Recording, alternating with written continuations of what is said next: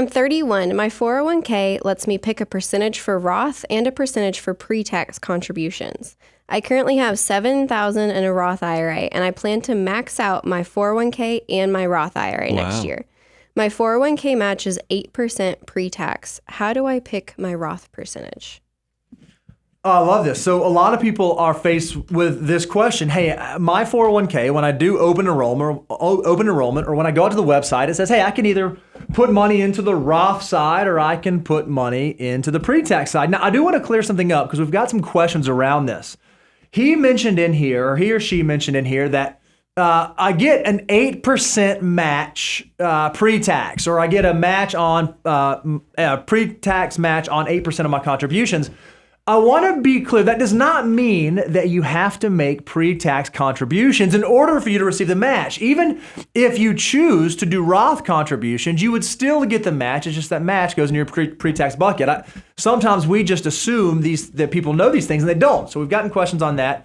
You can contribute to either one of those buckets, and you can still get your employer match. And we love each of those buckets because obviously, pre-tax, you put money in today, you get a current year tax benefit. It grows tax deferred. And then when you go to pull the money out, you pay income taxes on it in retirement. Versus Roth, you don't get a current year tax deduction. You put the money in, it grows tax deferred. And assuming you meet certain qualifications when you pull that money out in retirement, it is completely tax-free.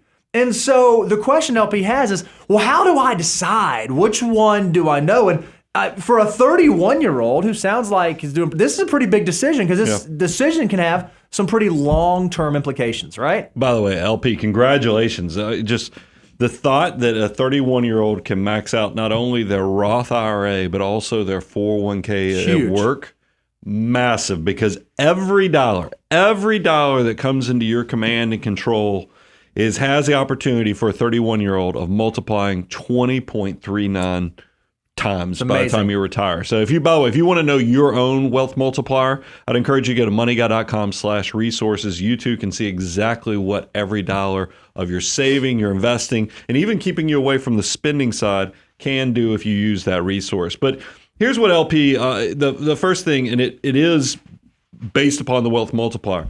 That compounding growth opportunity is huge. And if we can have compounding growth married to tax-free growth, wowzer. I mean, that's just magical. But there is something that's sticking to me, even though he's 31 and young.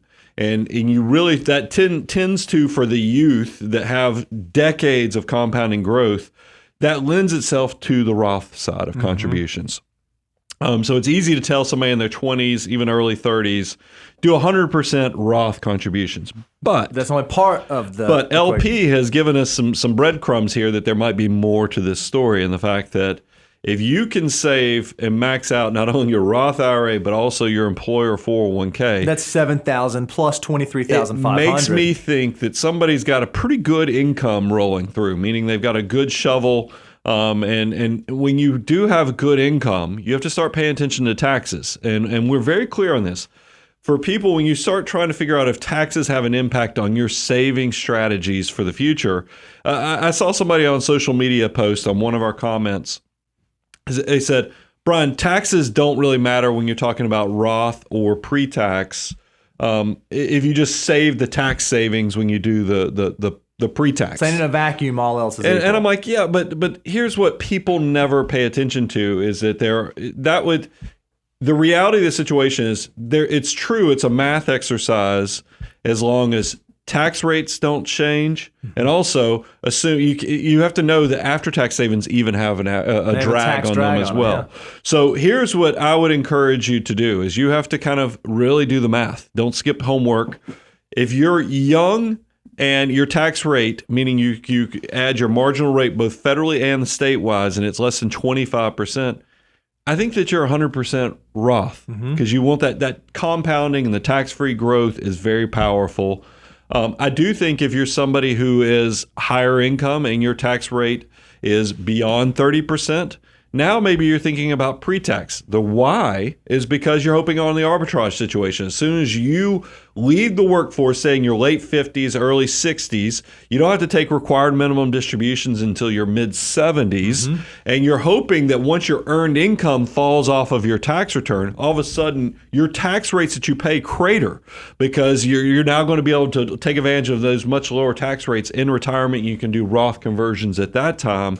So if you're beyond 30% on the taxes you pay, that lends itself to the pre-tax contributions. But I have a feeling that LP is probably in that gray zone, that 25 to 30%. But what are the things that when you fall into that gray zone, that donut hole of opportunity, how do you answer that question then? Yeah, that's where personal finance gets a little bit more personal. It depends on your unique account structure, your unique goals, when you think you're going to access these dollars, your unique risk tolerance, risk capacity, and all those different variables. Now, I would say when you measure all of that and you look at all of it and you say, you know what?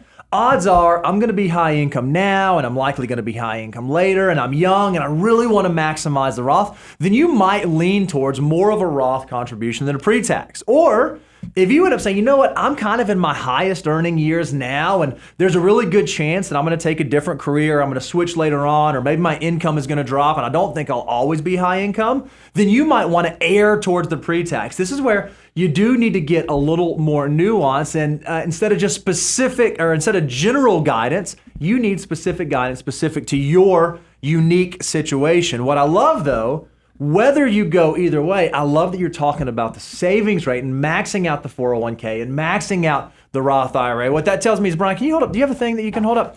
It tells me that you are moving along at age 31 in the financial order of operations. You are, once you max out step 6, you are max out your 401k, you're already through step 6, moving into step 7. And to be able to do that at your in your early 30s is amazing. The future is bright. To put an exclamation point on this, most people though, just typically you're 100% Roth or 100% traditional pre-tax. You don't see a lot of that. Splitting You're going to do 35% here, 65 here.